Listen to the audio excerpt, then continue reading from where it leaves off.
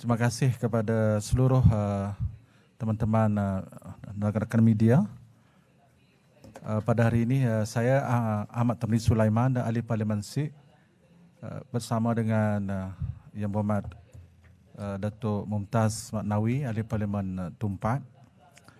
Saya adalah naib pengurusi All Party Parliamentarian Groups, kumpulan rentas parti Parlimen Malaysia,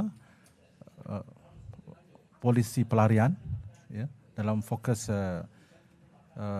melihat polisi-polisi yang perlu digerakkan satu penanda aras kepada pelarian kita di Malaysia oleh kerajaan. Bersama juga Yang Berhormat Datuk Mumtaz, kami bersama dalam APPGM Refugees Policy ini. Hari ini kami untuk bersama dengan rakan-rakan media bagi kita mengumumkan bahawa hari ini adalah hari solidariti antarabangsa bersama rakyat Palestin 29 November yang disambut di seluruh dunia. International Day of the Solidarity with the Palestinian People. Dan kita di APPGM Refugees Policy mengambil satu usaha besar bagaimana badan kita ini yang melibatkan ahli parlimen di Malaysia, hal keadaan pelarian-pelarian di seluruh dunia, khusus pada ketika ini adalah pelarian Palestin, termasuklah yang berada di Malaysia kita hari ini dan juga di seluruh dunia. Ya. Konflik di Gaza di Palestin sangat berkait rapat dengan pelarian-pelarian Palestin yang melebihi hampir 7 juta orang di seluruh dunia, termasuk kita di Malaysia. Dalam rekod oleh UNHCR, jumlah kita di Malaysia ada hampir 6 hingga 1,000 orang, yang mana saya maklumkan hari ini antara polisi pelarian yang perlu digerakkan kepada masyarakat dan juga pihak kerajaan, iaitulah hak mereka untuk hidup dengan aman, dengan penentuan nasib sendiri, dan juga hak-hak lain termasuk hak pendidikan, hak undang-undang dan sebagainya. Bagi pihak kami APPGM Refugees Policy, saya memaklumkan kita telah bekerjasama dengan pelbagai pihak termasuk Kementerian Dalam Negeri, Kementerian Luar Negeri, Kementerian Pendidikan, Kementerian Pengajian Tinggi dan Kementerian Sumber Manusia untuk kita melihat ruang-ruang yang boleh kita bantu supaya hak-hak pelarian ini juga kita meletakkan di satu tahap yang terbaik. Saya memaklumkan pendekatan yang kami telah buat yang mutakhir, iaitulah pertemuan dipanggil Majlis Mahabbah bersama keluarga-keluarga pelarian Palestin di Malaysia yang kita adakan pada hari Jumaat 24 November 2023, hari minggu lepas, di Universiti Islam Antarabangsa yang melibatkan APPGM Refugees Policy dan beberapa NGO termasuk Global Peace Mission, beberapa kedutaan antarabangsa termasuk kedutaan Turki, kedutaan Jordan, kedutaan Bahrain, kedutaan Algeria, ya. Dan NGO lain juga telah memberi kerjasama dan juga komitmen daripada Global Peace Mission Malaysia, Muslim Care Malaysia, Cakna Palestin dan Yayasan ECM Libra, termasuklah gabungan Aid for Palestine, ya, yang menggabungkan lebih 120 NGO, dan ramai kehadiran keluarga-keluarga daripada Palestin ini, termasuklah kehadiran duta-duta yang saya sebutkan tadi, dengan tujuan untuk kita juga mendengar kisah-kisah yang sangat mengayat hati keluarga-keluarga Palestin yang berada di Malaysia, keluarga mereka di Gaza, ada yang terkorban, ada yang cedera, ada yang berada di hospital, ada yang hilang dan sebagainya. Jadi itu antara usaha pendekatan kita yang kita boleh letakkan sebagai satu usaha ataupun pendekatan mahabbah kita di Malaysia. Seterusnya di pihak Parlimen sendiri, saya bersama dengan Wabi Datuk Muntaz, kita telah pun menggerakkan satu usaha bersama bagi memberi satu ruang kepada kerajaan kita mengambil usaha yang sangat serius berkaitan ada 4 isu sebenarnya dalam urusan pelarian ini. Iaitu isu berkaitan dengan hak pelarian untuk pengajian tinggi dan juga berkaitan dengan immigration ataupun visa. Jadi saya persilakan Yang Amat Datuk untuk beliau telah pun mengadakan satu usul khas di Kamar Khas Parlimen berkaitan kedua-dua isu ini. Silakan. Assalamualaikum warahmatullahi wabarakatuh. Terima kasih kepada YB Ahmad Tarmizi, Ahli Parlimen Sikh, dan kepada Sekretariat bagi APPGM dan kepada semua rakan media. Alhamdulillah.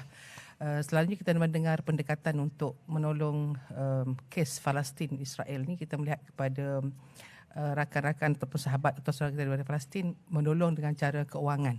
Tetapi dalam APPGM, dalam refugee policy ni, kita melihat kepada dua aspek. Satu aspek antarabangsa dan yang kedua aspek lokal ataupun tempatan. Dalam hal ini, bila membabitkan refugee, Malaysia bukan penentangan kepada mana-mana akta ataupun undang-undang refugee di peringkat antarabangsa. Walau bagaimanapun kita masih lagi terhak ataupun tertakluk kepada asylum seekers punya undang-undang.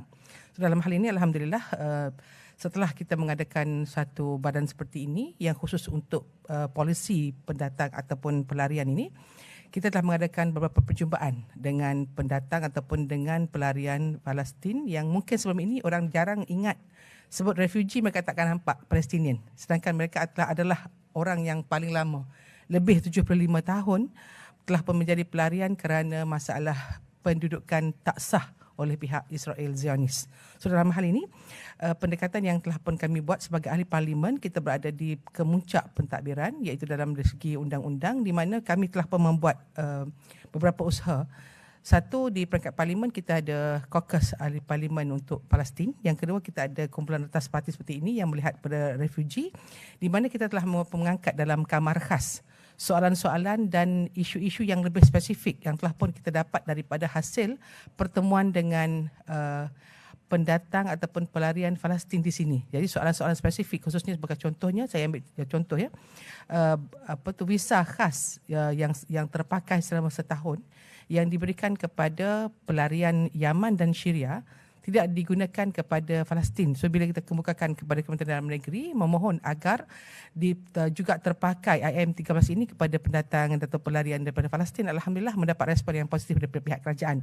Jadi di sini saya ingin nyatakan bahawa dalam hal ini ada pendekatan dalaman ataupun lokal yang boleh membantu pelarian khususnya Palestin dalam sebuah negara melalui beberapa kementerian. Sebagai contohnya tadi Kementerian Luar Negara tentang isu Kementerian Dalam Negeri tentang isu visa, Kementerian Pendidikan Tinggi di mana kita bertanya tentang pelajar-pelajar Palestin yang telah belajar di sini di peringkat matrikulasi ataupun di peringkat asasi.